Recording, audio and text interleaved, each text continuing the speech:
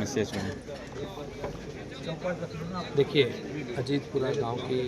जो रात्रि चौपाल का कार्यक्रम है, अभी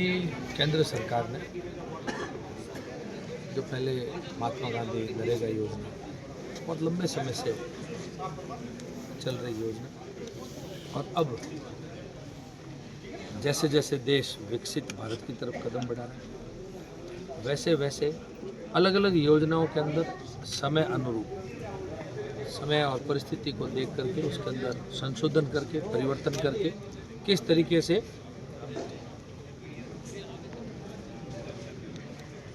रोजगार को नीचे पहुंचाया जाए, जरूरतमंद व्यक्ति को कोई तरीके का रोजगार छूट ना जाए, उनके अंदर और उसका विस्तार किया है। 100 दिन की जगह पर 125 दिन की नौकरी का प्रावधान रखा है। अलग अलग क्षेत्र में, चाहे वो भवन निर्माण के कार्य हो, चाहे सड़क निर्माण के हो, गांव के जुड़े हुए विकास कार्यों के साथ में इंफ्रास्ट्रक्चर से जुड़े हुए कार्यों का भी इसमें जोड़ा गया है। मिनिमम रोजगार भत्ते के रूप में यदि पूरे 125 दिन पूरे नहीं किए गए तो उसको रोजगार भत्ते की तरह भी उसको किसान को, बेरोजगार व्यक्ति को फ़ायदा मिलेगा। ये सब विषय यहाँ पर थे। ग्रामीणों की समस्याएं भी सुनी गई। योजनाओं को कैसे ज़मीन पर उतारने का काम सरकार पिछले 11 वर्षों में, केंद्र सरकार, भारतीय जनता पार्टी के हमारे यशस्वी प्रधानमंत्री नरेंद्र मोदी जी ज़मीन तक उतार रहे हैं। पिछले 2 वर्षों की अल्पकालीन भारतीय जनता पार्टी की प्रदेश की सरकार, हमारे मुख्यमंत्री जी दिन और रात मेहनत करके राजस्थान को कैसे विकसित बनाया जाए, सिर्फ हिंदुस्तान के मानचित्र पर नहीं, विश्व के मानचित्र पर राजस्थान जैसा बड़ा भूभाग कैसे विश्व के मानचित्र के ऊपर आगे बढ़े, अग्रणी प्रदेशों की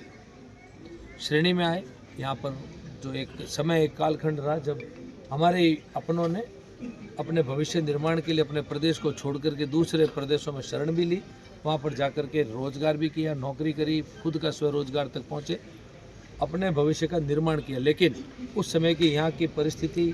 जब ठीक नहीं थी, लेकिन अब यहाँ पर कैसे विकसित राजस्थान के अंदर उद्योगों को उतारा जाए, फिर से वो अपनी कर्मभूमि से मातृभूमि की तरफ हमारा प्रवासी बंधु लौट करके यहाँ पर भी कोई कार्य कर सके। उन्होंने एक प्लेटफॉर्म का निर्माण किया, एक भागीरथ के रूप में इस सूखे राजस्थान के अंदर eastern region ERCP canal project का भी उन्होंने बहुत ही शानदार कार्यक्रम चलाया। 18 जिले के अंदर पानी पीने से लेकर के सिंचाई तक की सुविधा होगी। हमारे जवाई का जो एक ज्वलंत मुद्दा जालोर से भी चल रहा था, कैसे जालोर तक, पाली तक, सिरोही तक, उदयपुर, हर जगह पर राजस्थान आने वाले समय में कैसे जो एक सूखा प्रदेश के रूप में पूरे विश्व के अंदर एक नैरेटिव बनाया गया था, उसको कैसे विपरीत किया जाए, कैसे हमारा राजस्थान भी हरा भरा राजस्थान हो, हरियालो राजस्थान हो,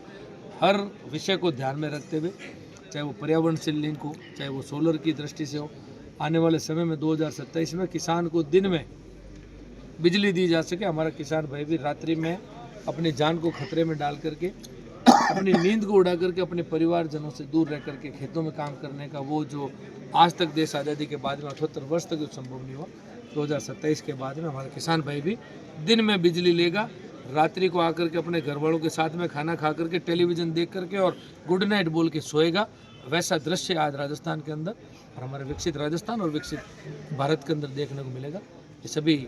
इन बातों की जानकारी हमारे ग्रामीण बंधुओं को, हमारे जो दूर दराज हर जगह पर राजस्थान के अंदर गाँव के लोगों को भी अपडेट कैसे किया जाए, अपग्रेड कैसे किया जाए, इसी श्रृंखला में आज हमारी जालोर जिले की अजीतपुरा की साउर विधानसभा के अंदर छगन सिंह जी राजपुरोहित, सभी प्रशासनिक अधिकारी, हमारे मंडल अध्यक्ष, सरपंच साहिबा, यहाँ पर सभी ग्रामीण बुजुर्ग इकट्ठे हुए और एक अच्छी सी हमने रात्रि चौपाल का कार्यक्रम का आयोजन। जी सर, एक सवाल है सर,